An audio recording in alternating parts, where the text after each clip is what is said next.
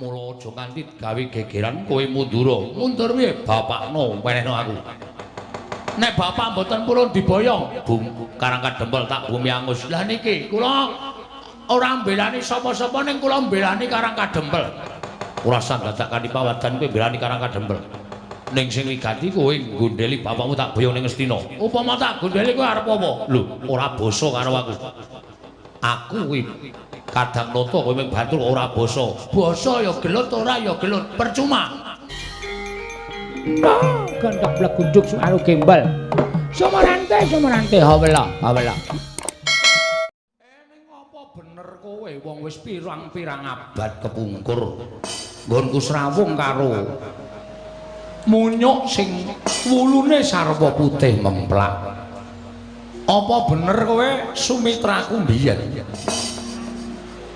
Nyun pangapunten Kyai.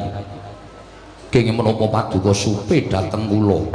Aku ki takon Wangsulana dhisik. Apa kowe bener tau kate srawung karo aku? Mataun-taun srawungipun kaliyan Kyai Semar. Nek ngono apa kowe iki anoman? Mboten lempat kula ngabdi pun anoman Kyai. Lah dalah. Lah kowe iki kok dinahi umur dawa. Inggih pangestunipun mekaten. Selama iki ket sore wis apik lho, Pak. Konjur wong tuwa iki kleru yen entuk wae. Sak suwene iki kowe urip nendi? Kula tasih wonten ing tlatah Gindi. Kula tasih nderekaken Sinuwun Prabu Rama Wijaya. Kowe Sinuwun Rama ya isih sugeng. Pangestunipun tasih Kyai. Anoman pirang puluh taun ora ketemu karo aku dangu sanget mboten pinanggih. Ki Lurah ugi nak manggih kawidadan. Slamet. Wis kaya ngene iki ora owah-owah kawit biyen tekan saiki ora ana bedane. Nala gareng Anoman ki lho. Wah. Anoman wis slamet, Man. Pangestunipun Ki Lurah Nala Gareng wilujeng bekti kula kunjuk Ki Lurah. Waduh kaya awet urip kowe. Inggih. Untumu ya isih komplit. Nggih pangestunipun tasih. Awakmu ya isih sentosa kaya ngono. Inggih Ki Lurah. Karo sapa? Piyambakan kemawon. Ora nggawa kanca-kanca munyuk, paguyuban munyuk. Mboten Ki Lurah. Sampun sami pejah sedaya. Wah, wis do mati kabeh? Sampun. Kantun kula kaliyan Paman Sugriwa. Waduh.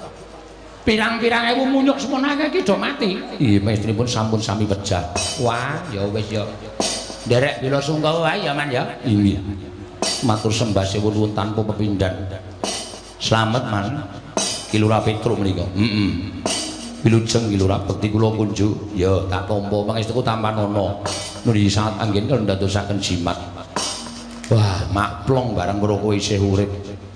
Tak kira wis mingkari jeneng. Pangestunipun kula tasih pinaringan yuswa panjang Ki Lurah Petruk. Syukur. Prayogakno ya, Man. Iya, sampun boten kirang prayogi. Slamet, Nyok.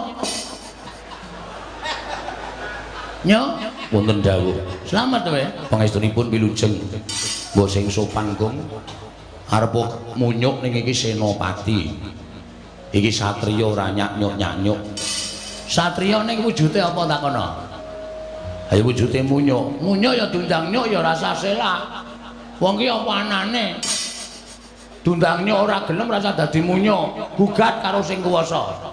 Mboten Ki Lurah kula terima. Nah, ngono dadi kowe iki nglakoni uripmu ki apa anane tak undang nyuk ya kowe manut tak undang nyet ya ora masalah. Inggih. Ha iya. Slamet. Pangestunipun Ki Lurah Bagong wilujeng. Bekti kula kunjuk. Tak tampa ta. Ora nggo kanca rombongan? Mboten.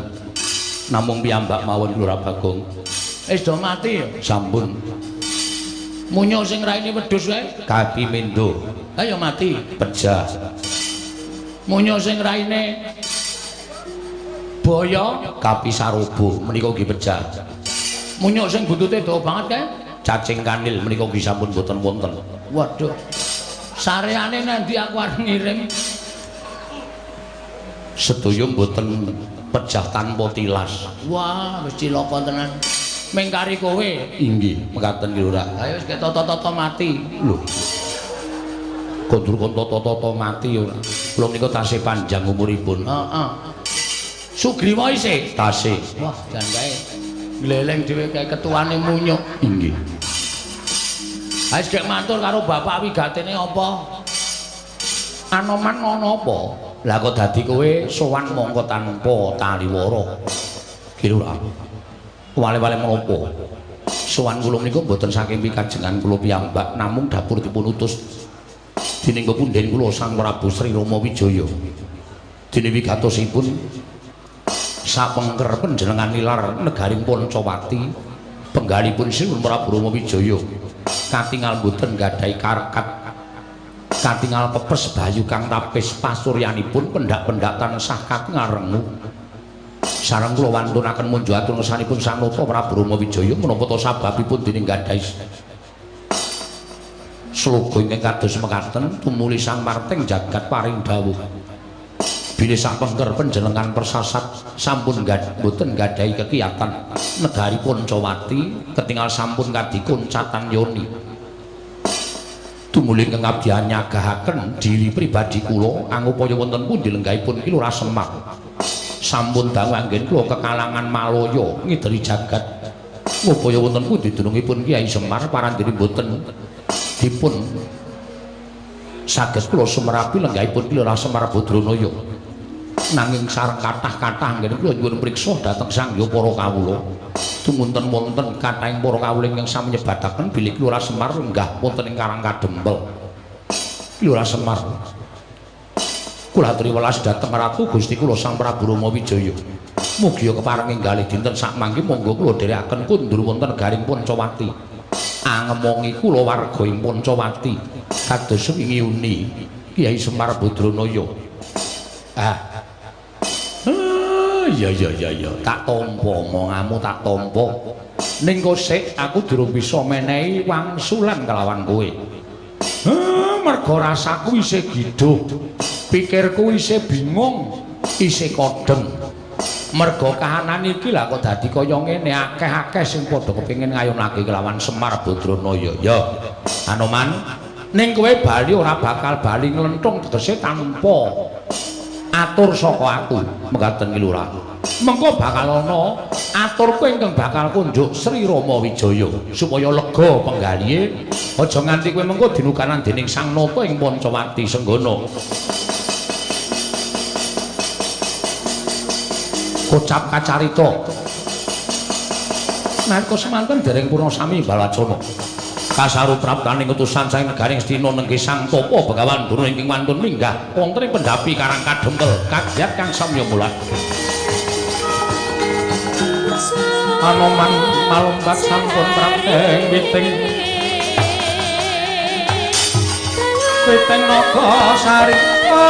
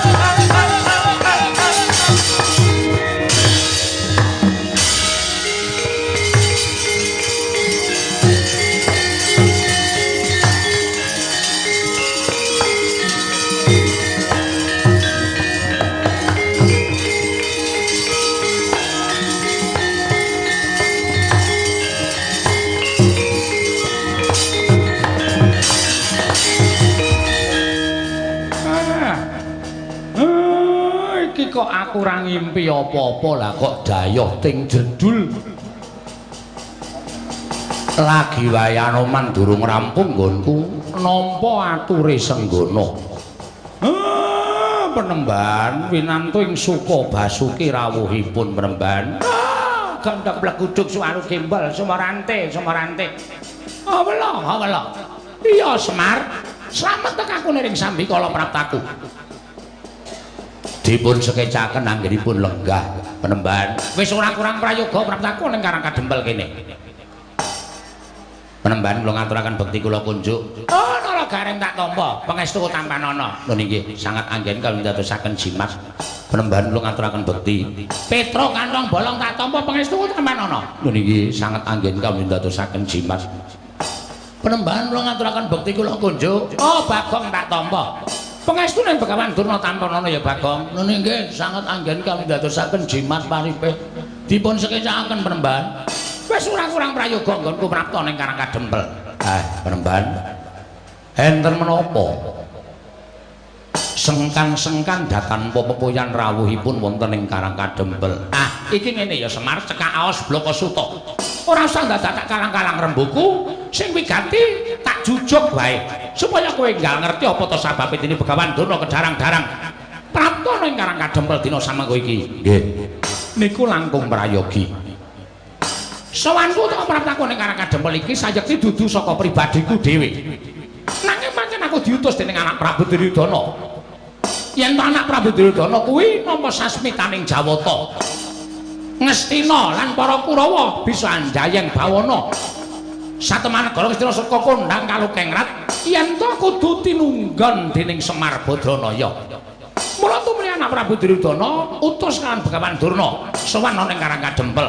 Ingkang wigati dina iki kowe tak tanting ya Semar. Kowe tak tanting maragake kowe wangsulan karo aku. Uripmu kepengin ajeg kaya ngene iki apa mukti? Nggih. Lah pripun to? Nek kula urip kepengin ajeg kaya ngeten iki pripun? Nek kepengin mukti pripun? Nek kowe kepengin ajeg kaya ngene iki uripmu sekeng ora duwe mlarat apa-apa sarwarkasa, ya wis ngono kuwi wae uripmu rasa do wae. Ning yen kowe kepengin sugih, kowe kepengin duwe dadakan dina iki ayo, kowe melu aku tak boyong menyang negara Ngastina. Kowe tak boyong menyang negara Ngastina, kowe ngomong marang para Sata Kurawa, kowe manggon ning negara Ngastina sak lawase uripmu. Kowe ora usah nyambut gawe, kowe ora usah ketayalan menyang sawah, menyang Tegal. Kabeh apa sing tak butuhake bakal dicawisake dening anak Prabu Duryudana. Aja kok wujuding tangan, nadyan sandang sarta Prabeya kabeh bakal diwujudi dening anak Prabu Duryudana lan diparingi dening anak Prabu Ngastina. Lho apa ora kepenak?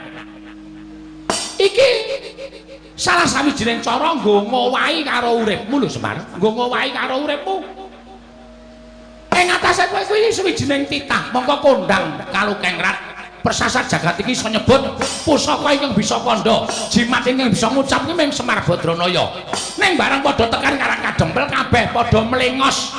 Kabeh padha ngrasani karo kowe. Ing atase Semar ki wong kondhang Kalukengrat. Lah kok omahe kaya ngene iki?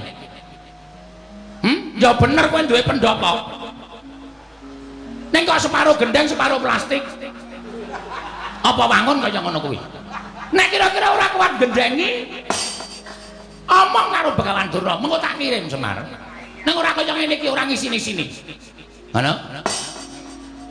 Omahmu kaya mengene iki dimbrokke, gawe sing luwih apik. Anak Prabu Duryudana sago nyukupi, sago menehi karo kowe apa wae sing tak butuhake mesti bakal kasembatan. Kowe nganggo nyamping saka emas ginepeng. Ayo. Dienggo jarikan, emas kok dienggo jarikan. Apa ana? Sesuk bakale ming kowe sing nganggo, ming kowe sing nganggo. Kowe suweng ya ora ming lombok nganti bosok kaya ngono kuwi. Nganggo suweng gedene sak kurungan jago, men kewer-kewer kupinge. Kuwi ya iso kelakon. Kowe njaluk bayar pira sedina yen kowe gelem ngomong para Sata Kurawa, bakale kowe kelakon. Mula dina iki ora usah dadak tok petung-petung. Ayo mangkat ana ing negara Ngastina, kowe ngomong marang para Sata Kurawa. Wis ngono wae Semar, sing dadi aturku marang kowe. Tak tampa ya monggo, ora ya tegese kowe wong sing ora gelem urip kepenak, wong sing ora gelem urip sing luwih saka sabarakanmu utawa kawula kiwa tekan Karang Kadempel kene.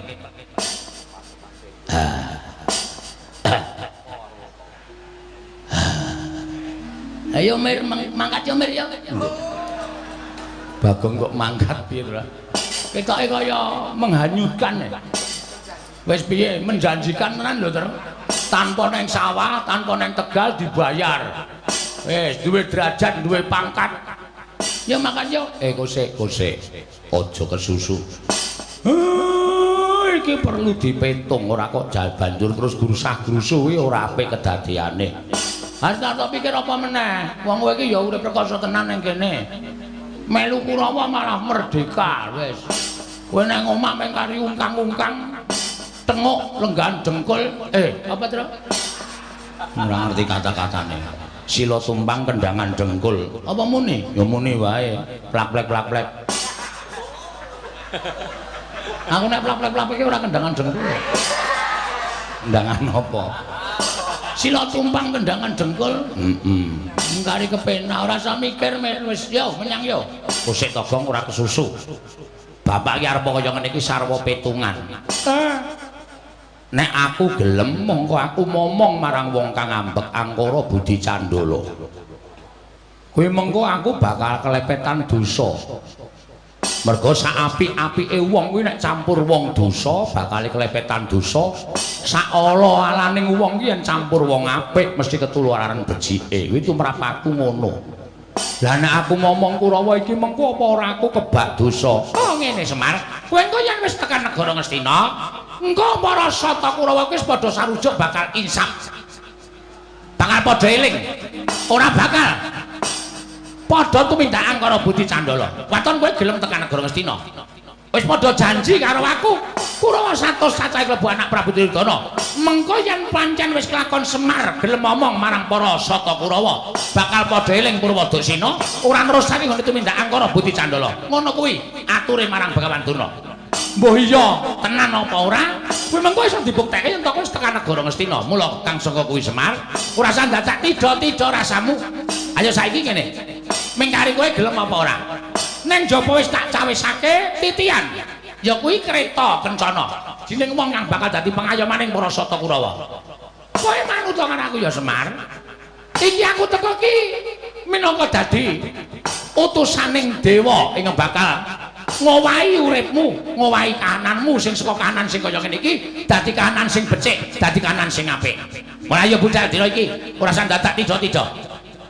Ning wanter sabdaning anak Prabu Duryudana, Bapa Penemban Durna, menawi Semar dipun iming-imingi utawi Semar badhe dipun paringi brana picis derajat pangkat tuwin kelengganing kenginggil ewadene Semar mboten kenggo, kula sumanggaken dhateng Jengandika Bapa Durna, purba wasesa kula borongaken dhateng Jengandika Bapa ing Saka Lima. Tegese aku wis menang purba kalawan kowe. Yen kowe ora gelem tak gawa marang negara Ngastina, Semar, apa kelakon? Aku nggunakake cara-cara sing kasar. Apa kelakon? Aku kudu nggunakake cara sing nalisir saka angger-angger kautaman. Yen perlu Karang Kadempel kene kita bumi angus supaya kowe gelem pindah ana negara Ngastina, Semar Batranaya.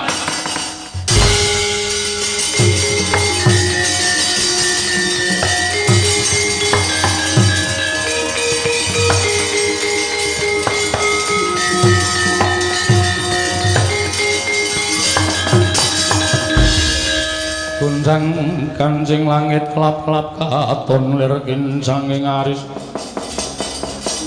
risang mawe kandrung sabaran katulu. Bagong kowe arep ngopo? Kowe mau rak wis mathuk melu Begawan Durna. Kowe aja nesu, kowe melu Durna kono nek Semar ora arep tekan ngendi-endi. Sik, Pak.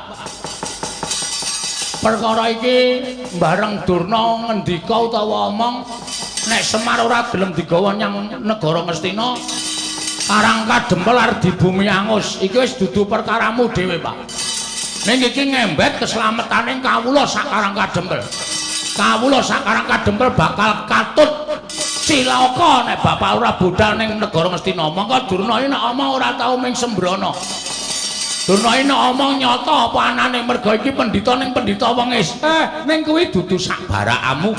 Kowe ming batur, Durna kuwi piyayi, kowe aja pisan-pisan wani wangsulan. Piyayi iki nek ning kraton. Nang kene padha-padha menungsane. Bagong aja ngayal. Kowe sing meneng. Silent.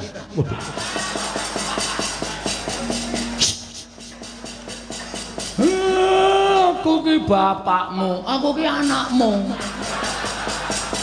Lah iya manuta karo anak. Aja ngeyel. Iki tak rampungane. Kowe ora ana perkara karo kowe. Nek mung ngrasani sampean tok ora masalah, ora ana perkara karo sampean. Ning iki ngrasani Karang Kadempel Pak. Saploke aku dilantik dadi linmas Karang Kadempel ki. Aku ora trima nek ana wong ngrasani rusaking Karang Kadempel. Sakaremu nek kowe dikandhani ora nggugu sakaremu. Ala becik bener luput lakonana. Mulane kowe meneng wae. Wong tuwa ngeyel ora. Dusi sisan kowe. Bong antil lho kowe. Wong ora apa-apa arep didusi ora. Penembahan? Lho, iki Bagong. Heeh. Lho, ora basa. Tak basanono iki ra urung ming dadine padu. Mula ora ana wong padu kok basan-basanan iki ra ana. Aku ngoko sampeyan ya ngoko.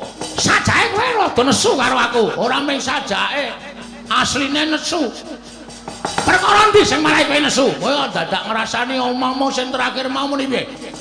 Nek Semar ora gelem naboyone negara Ngastina, Karang Kadempel tak bumi angus. Terus saiki kowe sampeyan mikir ora? Nek Karang Kadempel mang bumi angus niku sing dadi korban ora mung Semar, ning kawula sak Karang Kadempel. Sing ora ngerti kenthang kimpuling lelakon, samangsa-mangsa kathoke suwek kenthange metu. Piye, Tru? Ora ngerti kenthang kimpuling lelakon ngono tok ora sak mangsa-mangsa. Wah iya kuwi bahane gareng ya. Heeh. Samangsa-mangsa. Ora ngerti kenthang kimpuling lelakon pojok pleret teng kanan kok dadi tok sempyok aradan. Kowe ndek rasa kamanungsan ora, Mbak? Duwe rasa kamanungsan ora aku tak takon karo kowe. Sampeyan diutus boyong Semar, wis cukup kuwi wae rembukane, ora usah blender mrono-mrono. Ora usah bering ngulon ngecat. Rembukane Semar gelem diboyong, memang boyong ora masalah. Nek Semar ora gelem diboyong, wis adile wong takon kuwi diwangsuli, adile wong jilih kuwi disiliki. Nek ora diwangsuli, ora disiliki, ya wis kudu nrimo. Ora terus ngamuk kaya ngono kuwi. Lho, sejati apa? Sejati ki rokok. Murah kuwi.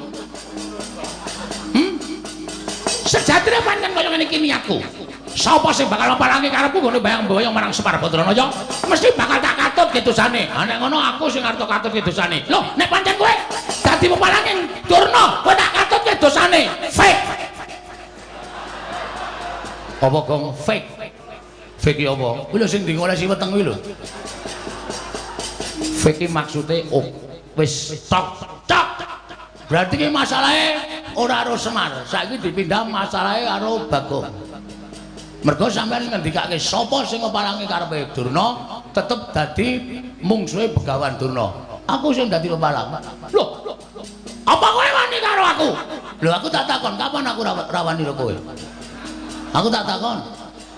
Wis, kapan? Wiwit Bagong Cenger lahir saka ngendi ya, Pak? Mbuh. Bagonge asli sapa, Pak? Mbuh, aku ora caturan. Wiwit Bagong lahir Cenger saka wetenge Simbok. Simbok so? Mbuh. Bagonge karo sapa ora wedi, watone gegarane siji. Bener, wis kuwi tok. Nek aku bener, aja kok menungso. Dewa mudhun wae Bagong ora gigrik. Gong, lambene sing apik kok. Kok nyebut dewa barang iki lho. Wah, waduh. Mudar. Ngono nek Bathara Nrada apa Bathara Guru tekan kene piye?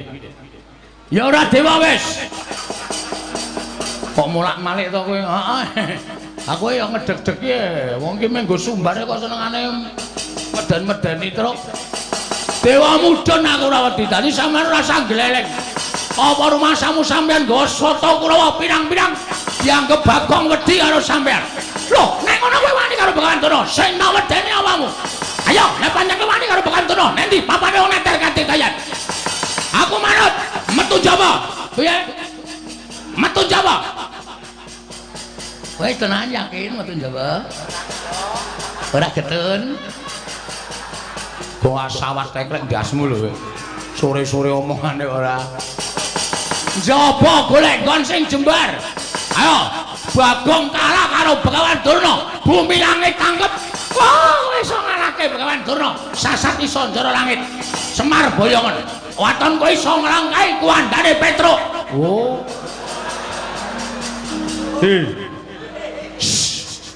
Ngapae? Aku ora melu. Meng disilih batange terus cengelmu kuwi.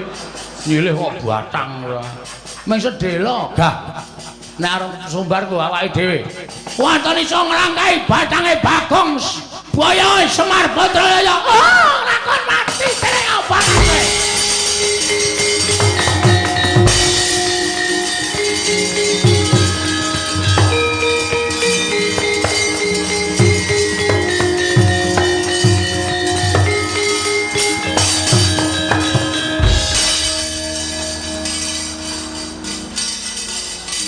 Ngapa Emir?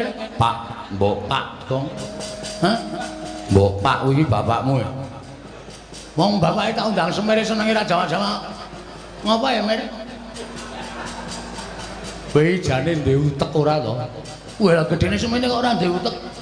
Apa anggapmu semene iki isine susu ya ora mungkin, Pak. Sawan re. Kowe iki ngerti ora? Durna kae nggawa Kurawa. Ngerti. Aku ngerti kok tok tantang. Aja kendel. Aku ki catur kendel kok. Aku wis ngerti nek Durna wani langap-langap. Le omongan ki ngerti nggawa Kurawa. Ora nggawa Kurawa ora mungkin Durna wani kaya ngono. Lah nek Kurawa ngeroyok karang kadempel. Lho, tandinge sing arep nandingi. Oh iya, Tru. Moh. Tru, moh. Biasane kowe perang lho, Tru. Ora, wis ora arep perang aku kesel. Gareng kae. Hah? Gareng. Gareng yo awake ora petha kok kon perang. Matane kira. Sikile becik, tangane cekot. Aku nek cara Semar nang anak Gareng tak tekak wingi-wingi. Isen-isenke, bentuke wis ora mutu.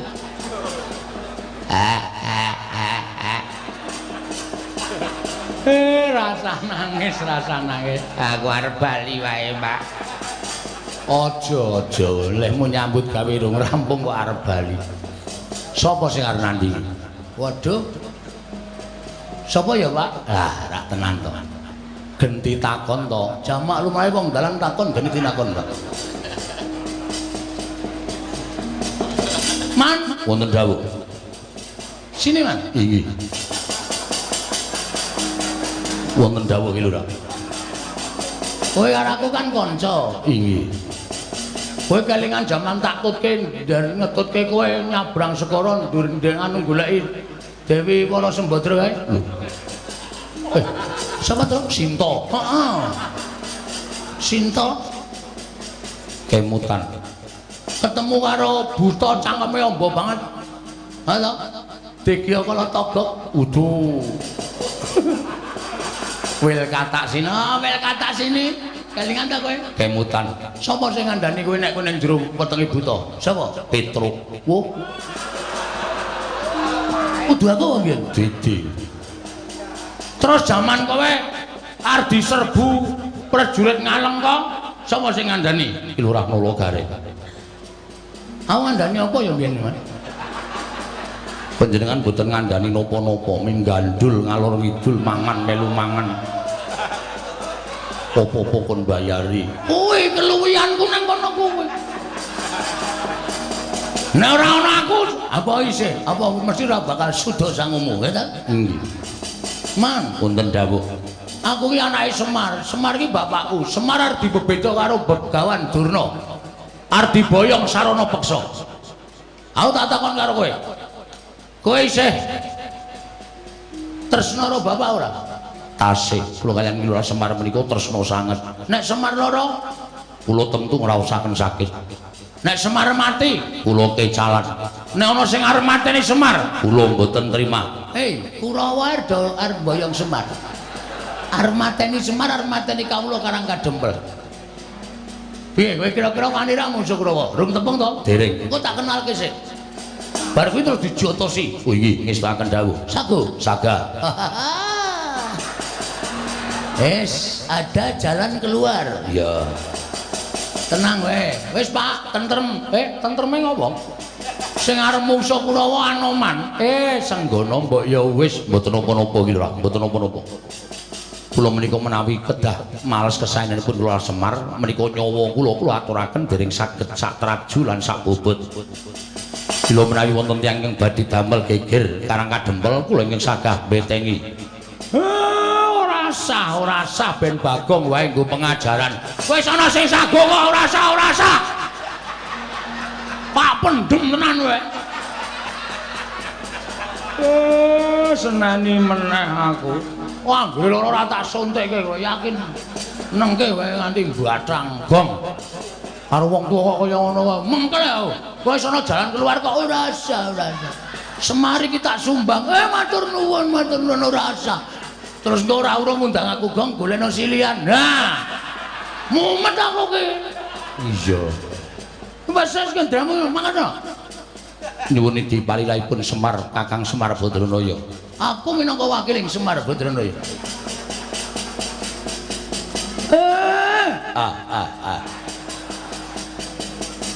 Anoman tak lilani Kurawa patenana. Menika kados pundi Ki Lurah? Muni awe meneh. Wis ta meneng ta? Nek kowe engko omong wae dadi wong apik ora gelem nampa kabecikane wong liya. Iki aku sing ngrekoso gelut.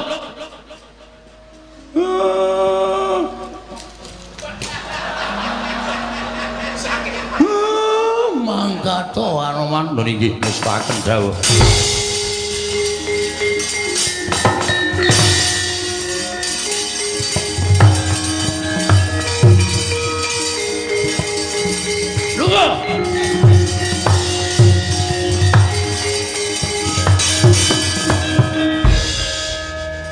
Mbok mbiyen lahir dipateni wae, Pak. Bangane gedhe kaya ngono.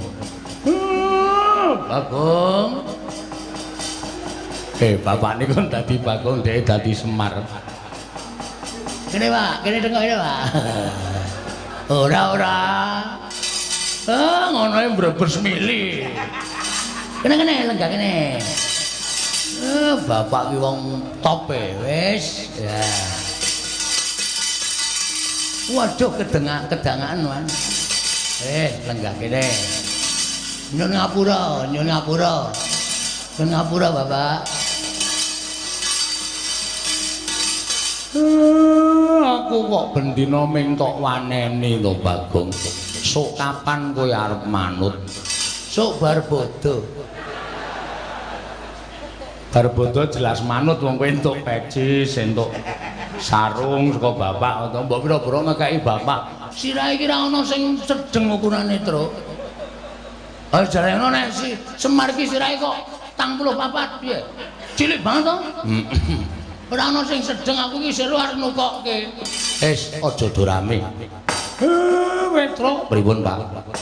Kawula Karang Kadempel konsumise rada adoh mergo iki bakal dadi perang gedhe antarane Anoman karo para Sata Kurawa. Nggih, ngestoke dawuh. Bagong kowe ya ngewangi aja ming meneng wae. Siap. Ngestoke dawuh, Pak. Nala Garing kowe ya ngewangi aja ming meneng wae. Nggih, Pak, ngestoke dawuh. Wis ngono wae, mengko nek kira-kira perang saya mbondo kalani Petruk kowe matura karo aku. Lho niki ngestokaken dawuh. Pun paripurna, Pak. Monggo. Bapak mlebet wonten griya kula tak medal njawi. Iya. Sing ati-ati ya, Bagong. Sampun mboten kirang prayogi. Nggih ngestakaken dawuh, Pak. Wis purna gatining pepanggihan madaning padukan Karang Kadempel.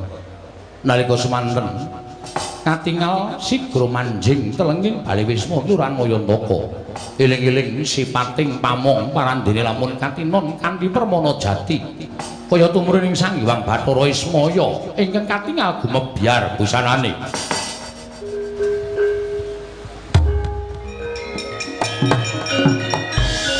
Kacarian putra lamun ngawekasan Yeka wisanggeni maya Wisnu Pratena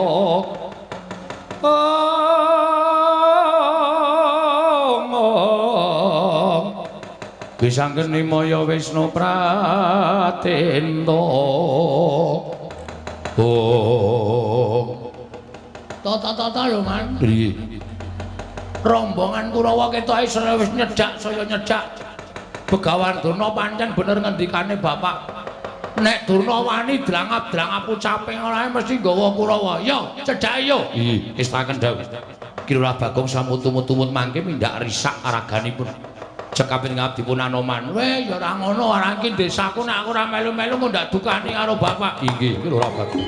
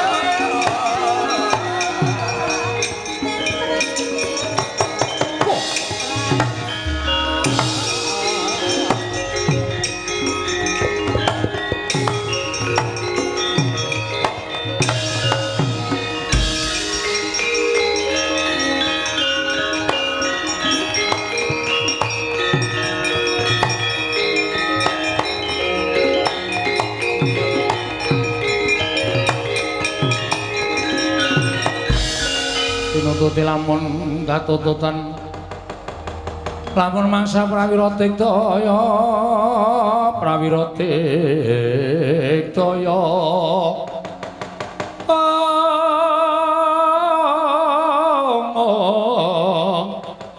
nanggono magawe gelarira wang-wang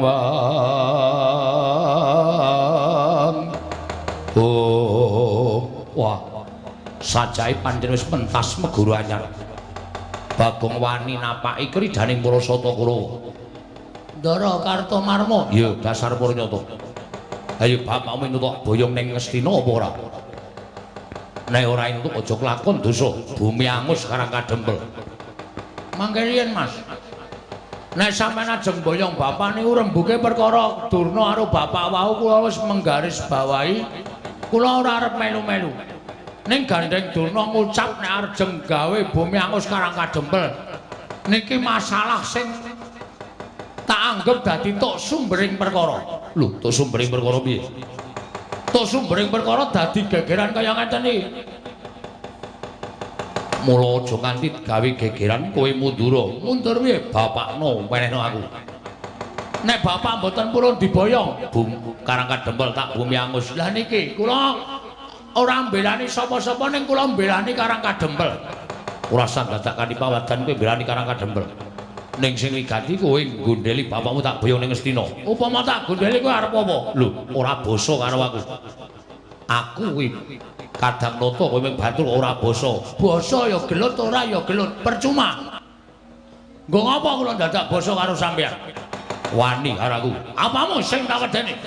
Ora minggat kene merganing patimu. Dibantangane ana mak. Wah, setan iki.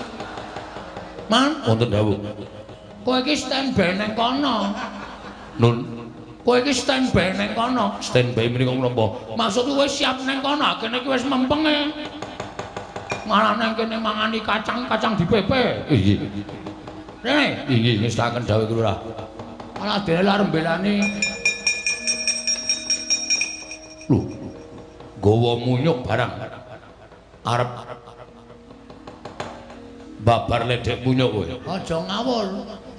Iki arep munyuk ning satriya e. Ngerti ora? Tau maca buku urung kowe? Anoman Gembong Mangleawan ya iki. Lho. Anoman sing kondang kawenang-wenang. Ah, mulane kowe aja waton iso terus nantang karo Bagong. Ayo saiki nek pancen sampean wani karo Bagong mungsuhmu do aku ning iki. Anoman iki. Ming munyuk sing dindelke apane? Sing dadi nyatane mo Kartomarma. Wah, edian ora basa karo aku, jangkar karo aku sakarepku. Wis ana anoman kok arep sapa-sapa ora wedi aku. Ayo, kon maju munyo kuwi. Tugele sirahe tak cangkinge sirahe. Mboten dawuh. Arep dicangking sirahmu. Sinten sing ngajeng nyangking? Iki menika sinten? Kartomarma. Kadange Prabu Duryudana. Rampunge, Mas. Sendika. Aku tak ngasuh. Iya. Nang gelas kae es teh sapa? Nggih kula. Tak ombe ya? Iya. Munyuk kok tuku es teh iki cara ngendi?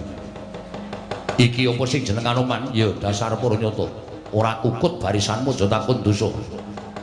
Kelakon aku yang bakal ngrampungi para Sata Kurawa. Maju sangat tebak dadamu ini margane matimu Anoman.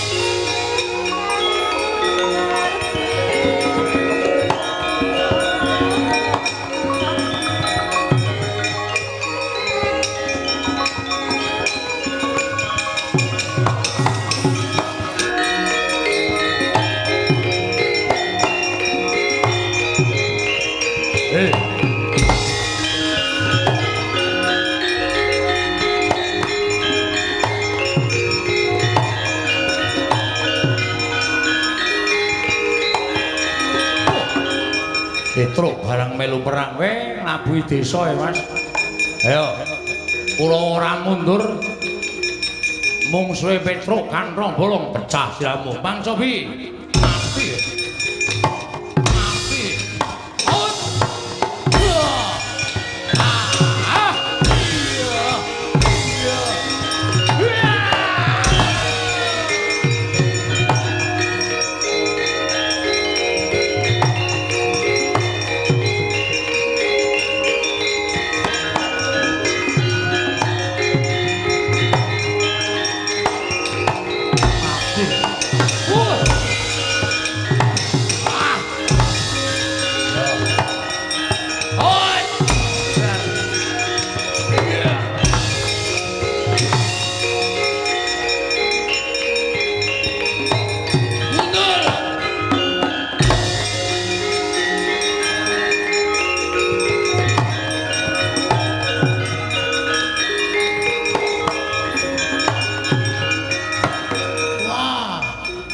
Galeng balang tangan cekot sikil becik kali pelang ora sah kokean gunem tanpa guna mungsuhe Nala Gareng.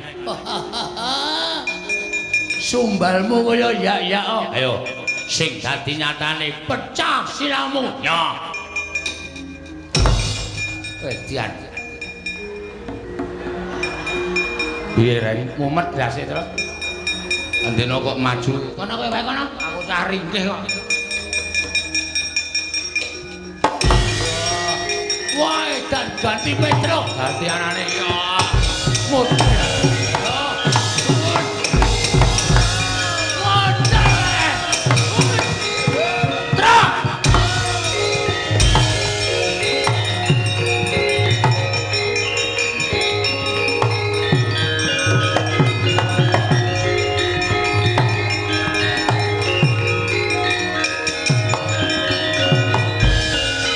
Dur. Anoman ngamuk, Ponokawan ngamuk, Petro ya ngamuk. Bagong ya tunggal dene melu njoto si kula wae dan. Iki kanca mundur. Delik ora sampe apa menang. Cilaka kan? Cilaka piye? Wangsul mawon kula samboyong Semal Badralaya mbangane Kulawa lemuk. Ulame Anoman sing maju wonten pabalatan ning Petluk Galeng Bagong kabeh maju. Wuh, selempak. Nggo wangsul Semar urung diboyong. Lah samboyong Cemal. Cemal ora iso diboyong, boyong tangane Cemal togok. Nggo. Kulawa mesti ulipe ayem tentrem. Kersaning anak Prabu Duryudana sing diboyong Semar dudu kok togok kuwi rasa dadak ngowahi pernatan. Mundur nek pancen ora gelem maju mundur. Kula pun ele-ele lho, Man. Wis sato elek iki. Niku tenan nyemelangi nek kula pun ngandani karo sampeyan wis dene sampeyan ulang gugu monggo. Nek nganti sampeyan kunangan Galeng Petruk Bagong lemuk wis ula kajen dadi patih. Dur. Nek ora kowe ora rampung-rampung, Dur. Kula, Maju. Ponokawan rampung ana. Wah. nggih.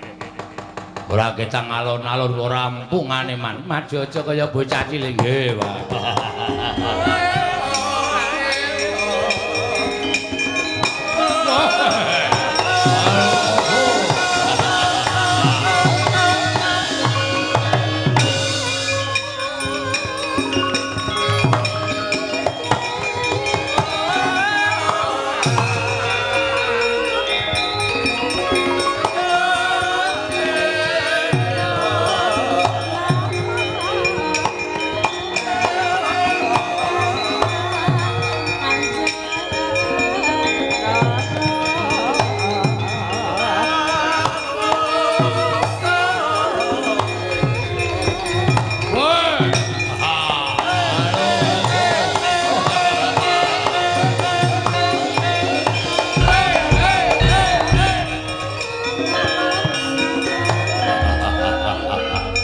Petro Ndara Dursasana ya.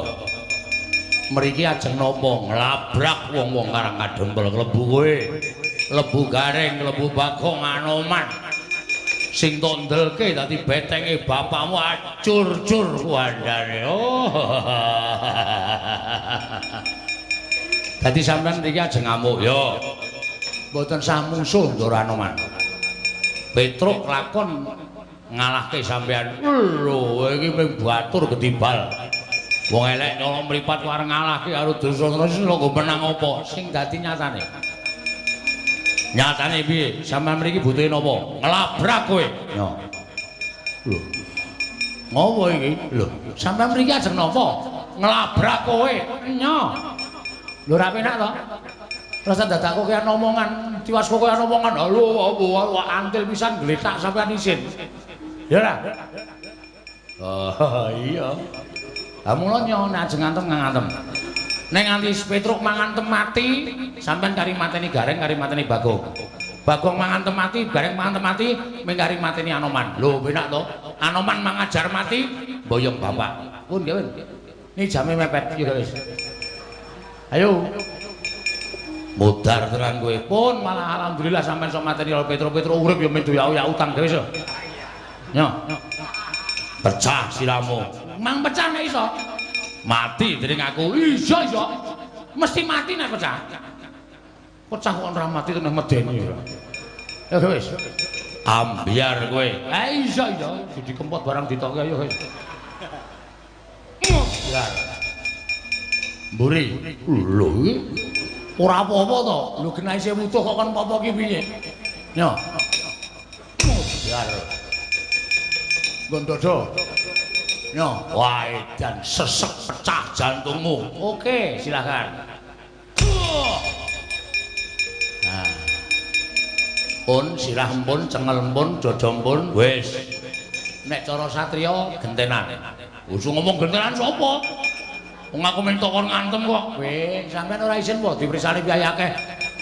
Pangeran Pati ngantemi batur sak penake dhewe kok dibalas kok ora gelem nek cara kula isin. Nek cara kula wirang.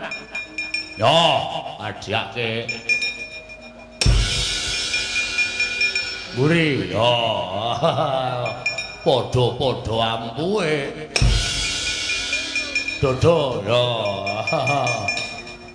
Dodo. Dodo. Wah, ya kemedunen. Waduh, Petro, waduh. Waduh, edan. Dodo, besok ngapunten, ngapunten, baleni. Dodo ya terus mak tusuk. Ora apa-apa, rame, rame. Yo, pecah. Buri. Dodo.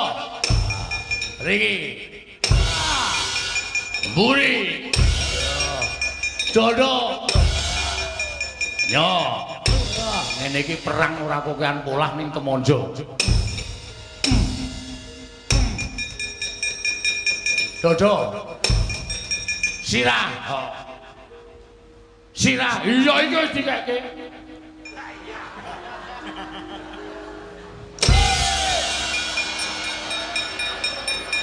Sip, sip. Kok entuk palu semono gedene, Kang?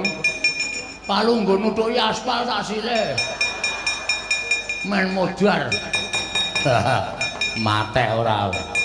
Amboyo ambo kaya ngowek tutuk nganggo palu sing nggo ngremuk aspal. Modar.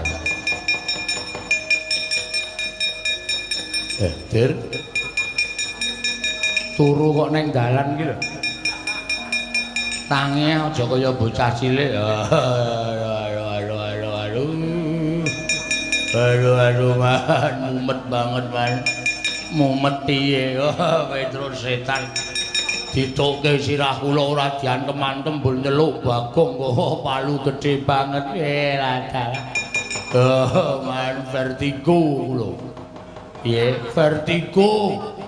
Napa-napa kuwalik pripun niki lah tak gawa Kakang Premban Durna pripun Kakang.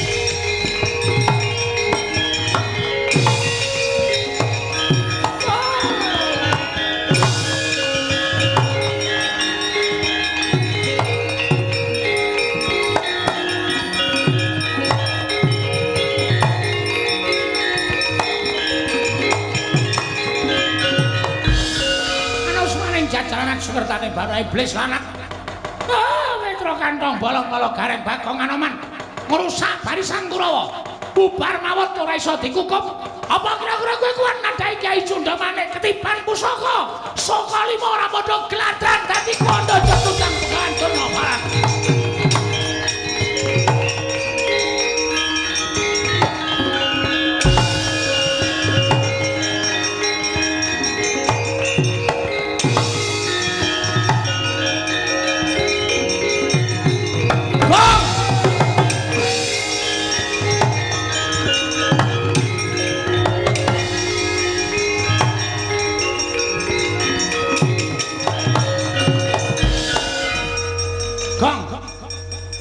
Kowe rendi? Raja mlayu mungsuh Begawan Durna ming gawa pusaka murup sak obor. Pucuke Kada Anoman mlayu ora tanggung jawab.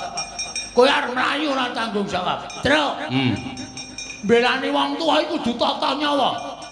Tak adepane. Kowe ngerti ora? Ora. Ngono tak kandhani. Durna gawa pusaka. Ora wedi aku. Pusaka kae ampuh. Tamake Gunung Jugruk Segara Asat. Nek ming kowe karo aku nyunyuk Cundha Manik modar kabeh. Terus mlayu wae. Padul karo bapak. Aku wis nantang Durna terus, wis ngerti nek kowe sing nantang Durna ning nganggo hitungan wong glutu ora waton. Ora okol ning nganggo akal. Nek kowe ming okol tok ngethuke Cundha Manik mati tenan. Semen. Wis semen. Truk rasa wedi wong urip sing dinteni apa? Tak pethoke Begawan Durna.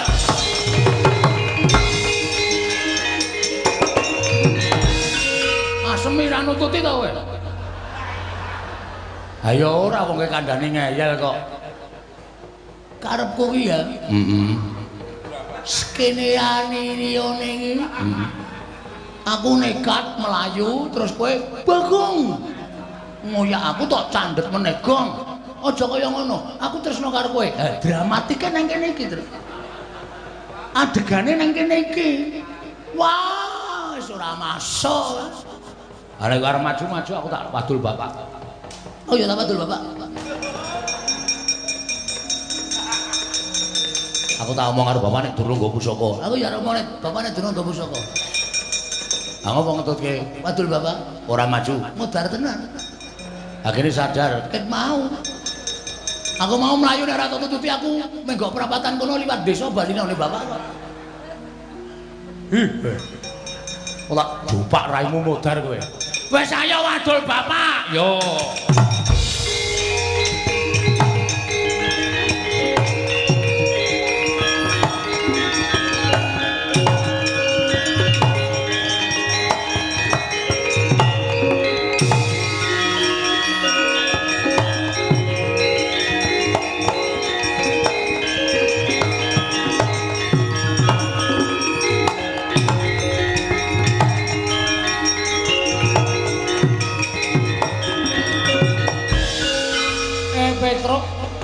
Anoman mlayu-mlayu apa kowe ya mlayu Bagong ya mlayu.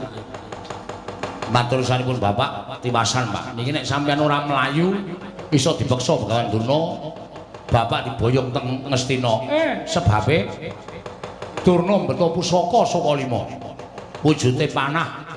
Bedore kaya dene cucuking manuk ning murup sak obor. Ora pangling Cundha Manik.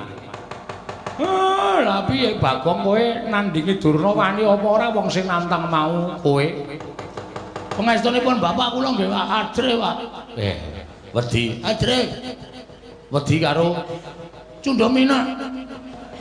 Apa Gong? Cundha Manik. Cundha Manik. Cundha Manik sing panah bedore ndasmana murup sak obor. Bedore apa, Gong? Ndasmana. Aku jane ya duwe lho, Tru. Iya. Ning kalah karo Cundha Manik. Heeh, nggon aku ora ana cahyane kok. Nggon aku biru erem. Dapure ora. Jenenge apa nggonmu? Ya nganggo Cundha. Oh. Cundha Manda. Cundha Manda iki rak mung kling-kling ngono kae. Nek duwe pusaka mbok dipethoke Bagong. Ora aku pethok, Pak. Dhek perapatan ngetan aku perapatan ngidul. Wis rasaku karo ngomong kene tengok karo Anoman kene. Heeh. Engko nek Durna tekan kene, aku sing ngadepi. Oh, Petro, Bagong aja mlayu mati. Wis.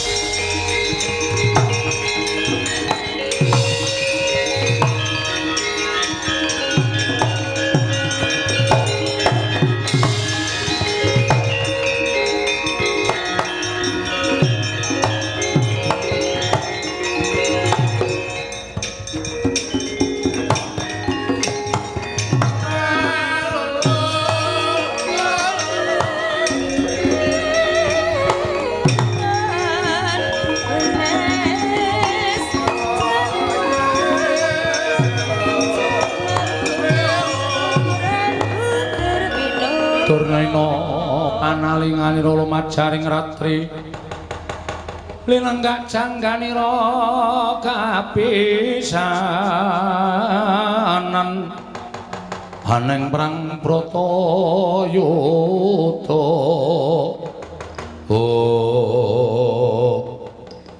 Ayo aja padha ngelik ning ngurine Semar. Kene sing kira-kira mau nantang karo Begawan Durna sapa? Sing nantang karo Begawan Durna sapa? Ngaku. Bareng aku ngeligo Kyai Sundamane padha nang mburi Semar padha wedi karo aku. Ayo sing cangkeme ombo banget kae. Kon ngomong ngene, sambruki wonengen kowe. Lho kang dunekke. Tak incim mbok anggere Sundamane ora digawa, pelinceng sirahe. Muni apa kowe mau? Muni apa, Gong? Muni maksud ngono areng apa? Sabar, Penban, sabar. Semar mangsa didak martabating Begawan Durna. Terus, kowe ngidak martabate Durna kudu martabat. Wo, tak kira martabat. Mane didak mbok dipangan Ora, menengo sik. Terus karep sampean pripun? Pokoke kowe tak boyong menyang Astina. Nggih, kula purun. Lho, kowe gelem? Nggih, purun. Ning wonten syarate. Syarate apa, Semar?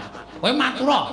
Kowe butuh brana picis. Kowe butuh derajat pangkat mesti bakal tak wujuti. Waton kowe matur karo aku. Matura sing cetha syarate apa? Kula kepengin sinten mawon saged kula eloni, kula suwitani. Waton saged ngaturaken Sekar Tunjung Seta. Sekar Tunjung Seta. Nggih. Nek sampeyan iso ngaturake Sekar Tunjung Seta enten ngarepan kula, esuk iso ngaturake sore kula boyong teng Astina. Sore sampeyan iso ngaturake Sekar Tunjung Seta, esuk kula mangboyong teng negara Astina. Lole kentos walu gembol monyor-monyor duneng dungkul wana dadi alas dadi ana. Sekar Tunjung Seta iso disebut tegese gumelar ning jagat nyaluk pamit tak golekane Semar.